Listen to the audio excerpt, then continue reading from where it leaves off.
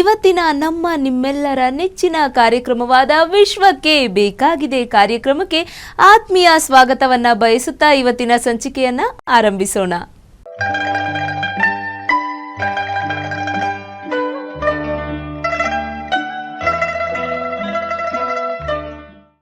ಫಾಲುನ್ ದಾಫಾ ಅಭ್ಯಾಸವು ತನ್ನದೇ ಆದ ಪ್ರಮುಖ ಧ್ಯೇಯೋದ್ದೇಶಗಳನ್ನು ಹೊಂದಿದೆ. ಧ್ಯಾನ ಸಹಿತವಾದ ಈ ವ್ಯಾಯಾಮಗಳು ವಿಶ್ವದ ಶಕ್ತಿಯ ಮೂಲಕ ಶರೀರವನ್ನು ಕ್ರಿಯಾಶೀಲಗೊಳಿಸುವುದು, ಶಾಂತಚಿತ್ತತೆ ಮತ್ತು ಏಕಾಗ್ರತೆಯನ್ನು ಉಂಟು ಮಾಡುವುದು ಇವುಗಳ ಗುರಿಯಾಗಿದೆ. ಫಾಲುನ್ ದಾಫಾದ ಪ್ರಾರಂಭದ 2 ವ್ಯಾಯಾಮಗಳ ಬಗ್ಗೆ ಪರಿಪೂರ್ಣವಾಗಿ ಅರಿತಿರುವ ನಾವಿಂದು ಮುಂದಿನ penetrating the to cosmic extremes ವ್ಯಾಯಾಮ ಪದ್ಧತಿ ಹಾಗೂ ಉಪಯೋಗಗಳನ್ನು ಇಂದಿನ ಕಾರ್ಯಕ್ರಮದಲ್ಲಿ ಗ್ರಹಿಸೋಣ ಬನ್ನಿ.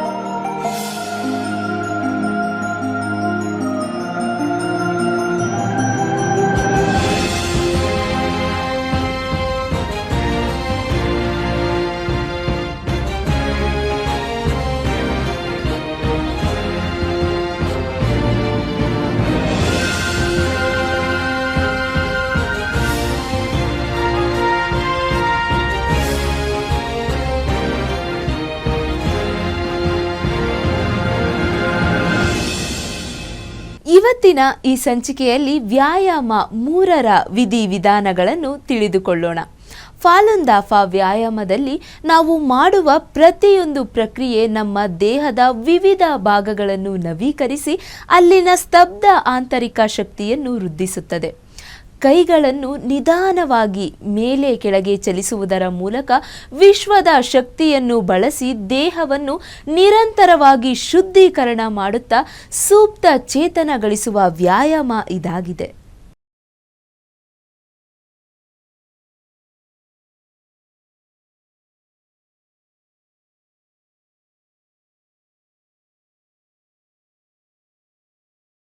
ಈಗ ಮಾಸ್ಟರ್ ಲೀರ್ ಅವರು ವ್ಯಾಯಾಮ ಮಾಡುವುದನ್ನು ನೋಡೋಣ. ಜೇಯಿನ್.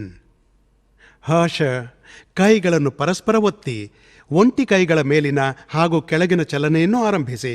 ಪುರುಷರು ತಮ್ಮ ಎಡಗೈಯನ್ನು ಮೊದಲು ಮೇಲೆ ಎತ್ತುವುದರೊಂದಿಗೆ ಆರಂಭಿಸಬೇಕು. ಸ್ತ್ರೀಯರು ತಮ್ಮ ಬಲಗೈಯಿಂದ ಆರಂಭಿಸಬೇಕು. ಕೈಗಳನ್ನು ನಿಧಾನವಾಗಿ ಮುಖದ ಮುಂದಿನಿಂದ ಹಾದು ಹೋಗುವಂತೆ ಮೇಲೆತ್ತಿ ಮತ್ತು ತೋಳನ್ನು ತಲೆಯ ಮೇಲೆ ಚಾಚಿರಿ. ಇದೇ ಸಮಯದಲ್ಲಿ ಪುರುಷರು ನಿಧಾನವಾಗಿ ತಮ್ಮ ಬಲಗೈಯನ್ನು ಕೆಳಕ್ಕೆ ತರಬೇಕು ಮತ್ತು ಸ್ತ್ರೀಯರು ಎಡಗೈ. ಕೈಗಳು ಮೇಲಿನ ಮತ್ತು ಕೆಳಗಿನ ತುದಿಗಳನ್ನು ತಲುಪಿದ ನಂತರ ಕೈಗಳ ಸ್ಥಾನಗಳನ್ನು ಬದಲಾಯಿಸಿಕೊಳ್ಳಿ. ಚಲನೆಯ ಸಮಯದಲ್ಲಿ ಹಸ್ತಗಳು ಶರೀರದಿಂದ ಸುಮಾರು 3 ಇಂಚು ಅಥವಾ 10 ಸೆಂಟಿಮೀಟರ್ ಅಂತರದಲ್ಲಿ ಶರೀರಕ್ಕೆ ಎದುರಾಗಿರಬೇಕು. ಕೈಗಳು ಮೇಲೆ ಮತ್ತು ಕೆಳಕ್ಕೆ ಚಲಿಸಬೇಕು ಮತ್ತು 1 ಸಾರಿ ಮೇಲಕ್ಕೆ ಕೆಳಕ್ಕೆ ಚಲಿಸುವುದನ್ನು ಎಣಿಕೆ 1 ಎಂದು ಪರಿಗಣಿಸಬೇಕು. ಒಟ್ಟು 9 ಬಾರಿ ಈ ರೀತಿ ಮಾಡುವುದನ್ನು ಪುನರಾವರ್ತಿಸಿ. ವ್ಯಾಯಾಮದ ಸಮಯದಲ್ಲಿ ಇಡೀ ಶರೀರವನ್ನು ಆರಾಮವಾಗಿಡಿ. ಒಂಟಿ ಕೈಗಳ 9ನೆಯ ಚಲನೆಯಲ್ಲಿ ಪುರುಷರಲ್ಲಿ ಎಡಗೈ ಮೇಲಿರುತ್ತೆ ಮತ್ತು ಮಹಿಳೆಯರಲ್ಲಿ ಬಲಗೈ. ನಂತರ ಮತ್ತೊಂದು ಕೈ ಮೇಲೆ ಬರುವವರೆಗೂ ಮೇಲಿನ ಕೈ ಹಾಗೇ ಇರುತ್ತೆ, ಅಂದರೆ 2 ಕೈಗಳು ಮೇಲಿನ ಸ್ಥಾನದಲ್ಲಿ. ನಂತರ 2 ಕೈಗಳನ್ನು ಕೆಳಮುಖವಾಗಿ ಚಲಿಸಿ. ಕೈಗಳು ಚಲಿಸುವಾಗ ಹಸ್ತಗಳು ಶರೀರಕ್ಕೆ ಎದುರಾಗಿರಬೇಕು ಮತ್ತು ಶರೀರದಿಂದ ಸುಮಾರು 10 ಸೆಂಟಿಮೀಟರ್ ಅಥವಾ 3 ಇಂಚುಗಳಷ್ಟು ದೂರದಲ್ಲಿರಬೇಕು. 1 ಬಾರಿಯ ಮೇಲಿನ ಕೆಳಗಿನ ಚಲನೆಯನ್ನು ಎಣಿಕೆ 1 ಎಂದು ಪರಿಗಣಿಸಬೇಕು. ಈ ರೀತಿ ಒಟ್ಟು 9 ಬಾರಿ ಪುನರಾವರ್ತಿಸಿ.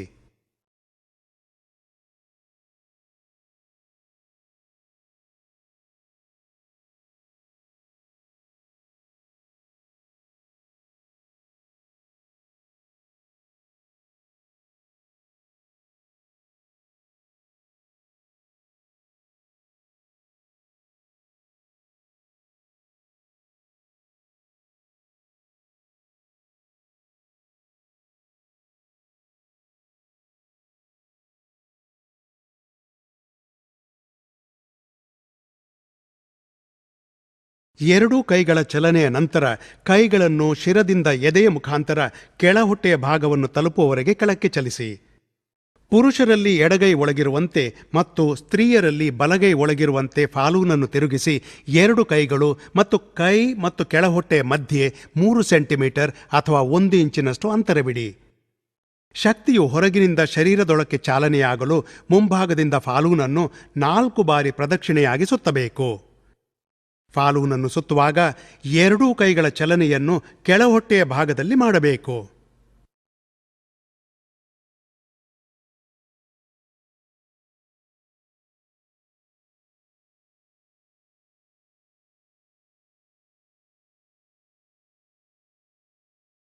ನಂತರ ಜೇಯಿನ್. ವ್ಯಾಯಾಮ 4. ಫಾಲೂನ್ ಸ್ವರ್ಗೀಯ ಸಂಚಲನೆ. ಫಾಲೂನ್ ಸ್ವರ್ಗೀಯ ಸಂಚಲನೆಯು ಫಾಲೂನ್ ದಾಫಾದ 4ನೆಯ ವ್ಯಾಯಾಮ. ಈ ವ್ಯಾಯಾಮದ ಅಭ್ಯಾಸವು ಶಕ್ತಿಯನ್ನು ಶರೀರದ ಹೆಚ್ಚಿನ ಭಾಗದಲ್ಲಿ ಸಂಚಲನೆಯಾಗುವಂತೆ ಮಾಡುತ್ತೆ. ಶಕ್ತಿಯು ಕೇವಲ 1 ಅಥವಾ ಹಲವು ಮಾರ್ಗಗಳಷ್ಟೇ ಸಂಚರಿಸುವುದಲ್ಲದೆ ಶರೀರದಾದ್ಯಂತ ಇನ್ ಬದಿಯಿಂದ ಯಾಂಗ್ ಬದಿಗೆ ಪದೇ ಪದೇ ಸಂಚರಿಸುತ್ತೆ. ಈ ವ್ಯಾಯಾಮವು ಶಕ್ತಿ ಮಾರ್ಗಗಳನ್ನು ಸುಗಮಗೊಳಿಸುವ ಅಥವಾ ಮಹಾನ್ ಸ್ವರ್ಗೀಯ ಸಂಚಲನೆ ಅಥವಾ ಸರಳ ಸ್ವರ್ಗೀಯ ಸಂಚಲನೆಗಳಂತಹ ಸಾಮಾನ್ಯ ಅಭ್ಯಾಸಗಳಿಗಿಂತ ಅತಿ ಉನ್ನತ ಸ್ತರದಲ್ಲಿದೆ. ಫಾಲೂನ್ ಸ್ವರ್ಗೀಯ ಸಂಚಲನೆಯು ಫಾಲೂನ್ ದಾಫಾದ ಮಧ್ಯಂತರದಲ್ಲಿ ಬರುವ ವ್ಯಾಯಾಮ. ಹಿಂದಿನ 3 ವ್ಯಾಯಾಮಗಳ ಆಧಾರದ ಮೇಲೆ ಈ ವ್ಯಾಯಾಮವನ್ನು ಮಾಡುವುದರಿಂದ ಮಹಾನ್ ಸ್ವರ್ಗೀಯ ಸಂಚಲನೆಯೂ ಸೇರಿದಂತೆ ಇಡೀ ಶರೀರದ ಶಕ್ತಿ ಮಾರ್ಗಗಳು ಮೇಲಿನಿಂದ ತಳದವರೆಗೆ ಅತಿ ಶೀಘ್ರವಾಗಿ ತೆರೆಯಲ್ಪಡುತ್ತೆ ಮತ್ತು ಇಡೀ ಶರೀರದಲ್ಲಿ ಶಕ್ತಿ ಮಾರ್ಗಗಳು ಒಂದಕ್ಕೊಂದು ಸಂಪರ್ಕ ತಾಳುತ್ತೆ. ಈ ವ್ಯಾಯಾಮದ ಗಮನಾರ್ಹವಾದ ಲಕ್ಷಣವೆಂದರೆ ಫಾಲೂನ್ ಸುತ್ತುವಿಕೆಯನ್ನು ಉಪಯೋಗಿಸಿ ಶರೀರದ ಅಸಂತುಲಿತ ಸ್ಥಿತಿಯನ್ನು ಸರಿಪಡಿಸುವುದು. ಇದರಿಂದ ಇಡೀ ಶರೀರದೊಳಗಿನ ಶಕ್ತಿಯು ನಯವಾಗಿ ಮತ್ತು ಸರಾಗವಾಗಿ ಸಂಚಲನೆಯಾಗುತ್ತೆ. ಈ ಸ್ಥಿತಿಯನ್ನು ತಲುಪಿದಾಗ ಈ ಜಗತ್ತಿನಲ್ಲಿ ಸಾಧನೆಯ ಅತ್ಯುನ್ನತ ಸ್ತರವನ್ನು ಸಾಧಕರು ಗಳಿಸುತ್ತಾರೆ. ಜನರಿಗೆ ಆಂತರಿಕ ಸದ್ಗುಣಗಳು ಸಮ್ಮತವಾಗುತ್ತೆ ಮತ್ತು ದಾಫಾ ಸಾಧನಾಭ್ಯಾಸವನ್ನು ಇವರು ಪ್ರವೇಶಿಸುತ್ತಾರೆ. ಈ ಹಂತದಲ್ಲಿ ಇವರ ಶಕ್ತಿ ಸಾಮರ್ಥ್ಯಗಳು ಮತ್ತು ಅಸಾಮಾನ್ಯ ಸಾಮರ್ಥ್ಯಗಳು ಪರಿಣಾಮಕಾರಿಯಾಗಿ ಹೆಚ್ಚುತ್ತವೆ. ವ್ಯಾಯಾಮದ ಚಲನೆಗಳು ಅನುಕ್ರಮ, ಸರಳ ಮತ್ತು ನಿಧಾನವಾಗಿರುತ್ತವೆ. ಸಂಚಲನೆಗೆ ಅನುಗುಣವಾಗಿ ಎರಡೂ ಕೈಗಳನ್ನು ಚಲಿಸಿ.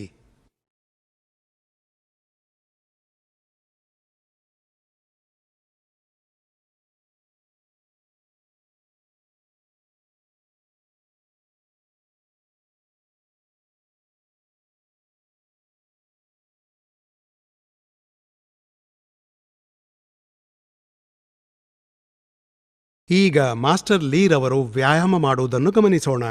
ಸಿದ್ಧತೆಯು ಮೊದಲಿನಂತೆಯೇ ಇರುತ್ತೆ. ಜೆ ಇನ್,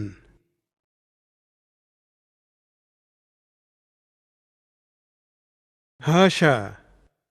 ಹರ್ಷದಿಂದ ಎರಡೂ ಕೈಗಳನ್ನು ಪ್ರತ್ಯೇಕಿಸಿ ಮತ್ತು ಕೆಳಹೊಟ್ಟೆಯ ಕೆಳಕ್ಕೆ ಕೈಗಳನ್ನು ಚಲಿಸಿ.